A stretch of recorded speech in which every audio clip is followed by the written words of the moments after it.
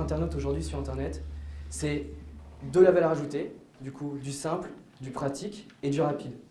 Et ce qu'il faut savoir aussi, c'est que l'internaute, il est à la fois multicanal, mais multiterminal. Alors en fait, Internet, ce n'est plus uniquement un ordinateur et un modem 56K comme on a pu connaître au tout début d'Internet. C'est une multitude d'écrans, donc avec la mobilité, avec les ordinateurs portables, les tablettes, les smartphones. On parle même de tendance d'objets connectés. Et du coup, c'est à l'entreprise de s'adapter là aussi où est l'internaute. Et c'est là qu'intervient le community manager pour pouvoir faire une passerelle entre tous ces individus. Alors, qu'est-ce qu'un community manager? Quelles sont ses missions? Donc, comme je vous ai dit, c'est un pont communicant. Alors, non pas un bon communicant, même si c'est une valeur et quelque chose qui est primordial, vital pour un community manager, selon moi. Mais Alexandre Launay en parlera un peu plus tard sur les capacités des community managers. Donc, c'est un pont communicant parce qu'il permet de relier les différents individus entre eux. Déjà, d'une part, avec une communication qui est verticale, c'est-à-dire l'internaute, le client, avec votre entreprise. D'ailleurs, on peut dire qu'Internet est le média qui a su reconnecter vos clients en fait, avec votre entreprise directement. C'est aussi une communication qui est d'un point de vue horizontal, c'est-à-dire les internautes sont reliés entre eux. Donc quand je parlais de relation avec le client et l'entreprise, ça se fait avec le community manager qui est du coup un porte-parole de votre marque. En ce qui concerne l'interaction entre les différents individus, je parle vraiment d'animation de communauté. On va vraiment créer la conversation, écouter ce qui va s'en dire et vraiment générer l'animation sur les différents outils, les différents réseaux sociaux. C'est du coup cette communication qui peut se faire par les internautes, ça va créer une image, une réputation qu'on appelle la e-réputation, donc votre réputation sur Internet et qui est donc importante pour le community manager de bien écouter, de savoir ce qui se dit sur vous et de pouvoir mieux la gérer, mieux la surveiller. Mais avant toute chose, c'est identifier les bons outils. Il faut vous poser les bonnes questions. Qu'est-ce que mon client aujourd'hui il fait sur Internet? Comment il communique?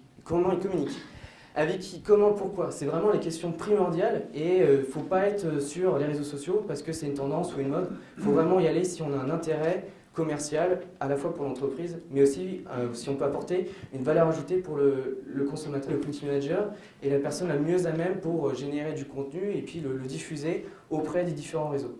Donc pour lui, c'est important de pouvoir comprendre à la fois les codes comportementaux, le langage, la façon dont s'expriment vraiment les internautes sur Internet. C'est aussi une notion de ce qu'on appelle le crowdsourcing. Alors, qu'est-ce que c'est le crowdsourcing?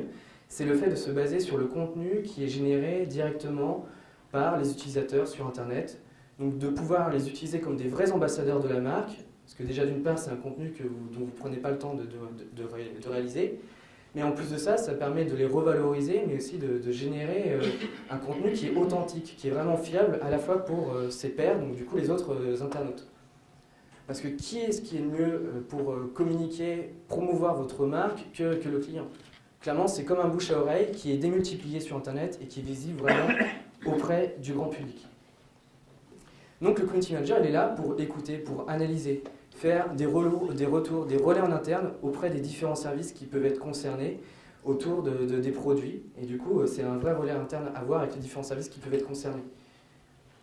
C'est aussi du coup analyser, écouter au mieux les communautés, déjà pour mieux optimiser les prochains messages, mieux les anticiper pour qu'ils soient mieux interceptés, mais aussi pour mieux répondre aux besoins et aux attentes des internautes. Qu'est-ce qui fait le community manager au quotidien? Donc, il ne fait pas uniquement du Facebook ou du Twitter, ça c'est sûr. Donc j'ai rien inventé, hein. Je me suis basé sur une étude qui a été réalisée auprès d'un panel de community managers en France en 2012. C'est une étude qui est réalisée chaque année par 3 grands partenaires du web. Donc il y a Region Job, Annovagency qui est une agence de communication sur Tours, et aussi un blogueur que vous connaissez peut-être qui s'appelle Christophe Ramel, qui est aussi connu sous le nom de Crisis. Donc du coup, le panel de community managers avait notamment une question à laquelle il fallait répondre sur les activités les plus chronophages, c'est-à-dire les activités où ils considéraient passer plus de 5 heures par semaine dessus. Et en effet, on retrouve en premier lieu l'animation de communauté, et du coup, c'est au fait de créer des conversations, d'interagir avec les internautes, d'être à leur écoute, les relancer, leur proposer du contenu qui les intéresse, etc. C'est faire de la veille, du benchmarking. Alors, de la veille, déjà, c'est savoir qu'est-ce qui se dit sur mon entreprise, ma marque, mon produit, être au courant de ce qui est vraiment dit sur la toile. C'est aussi savoir ce que font mes concurrents. C'est aussi ça, l'avantage d'Internet, d'avoir cette visibilité. C'est pouvoir tirer des conclusions. Qu'est-ce qu'ils ont fait de mal et les erreurs que je ne dois pas commettre aussi.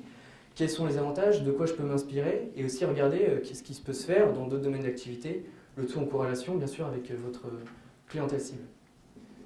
La rédaction de contenu, donc à la fois texte et multimédia d'un point de vue commercial, parce que c'est le message, c'est vraiment le contenu de votre message que vous allez diffuser sur les réseaux sociaux, c'est vraiment important, c'est vous qui le maîtrisez en plus, et à partir de là, vous êtes à même de pouvoir utiliser les messages que vous désirez pour promouvoir au mieux votre marque. Et enfin, en tout dernier, alors on le voit à peine, parce que du coup c'est un peu coupé par la projection, c'est la modération. Alors beaucoup de personnes sont assez étonnées quand on voit sur le chiffre, parce qu'ils s'imaginent, voilà, le community manager, il est là, bon, bien sûr, pour faire de la conversation, mais il est là aussi pour avoir un peu la mainmise sur la communication, etc. Mais au final, pas plus que ça, c'est vraiment qu'une toute petite partie. Il faut laisser le plus libre possible les internautes, parce que de toute façon, ils n'aiment pas qu'on leur bloque les libertés qu'ils peuvent avoir sur Internet. Et c'est donc une des activités les plus mineures. Ce qui est intéressant aussi, c'est que 80% des community managers en fait, continuent à travailler, déclarent qu'ils travaillent en dehors de leur temps de travail sur les activités sociales. C'est donc pour répondre au mieux, du coup, pour répondre au mieux en fait, du coup, aux besoins, au contexte de l'internaute. Comme je disais, lui, il veut vraiment une valeur ajoutée, de la réactivité, du simple, du rapide. Et du coup, c'est vrai qu'il y a certains community managers qui on demande vraiment beaucoup et les outils actuels font qu'ils sont là, ils peuvent y avoir une réactivité et vraiment apporter un nouveau sens dans la relation clientèle. Et notamment, ça s'explique par des outils mobiles que l'internaute utilise aussi, avec 24% qui ont déclaré utiliser des tablettes et 66% des smartphones. Mais du coup, là, je vais laisser la place à Julien qui va du coup apporter les différents outils qu'utilise le community manager.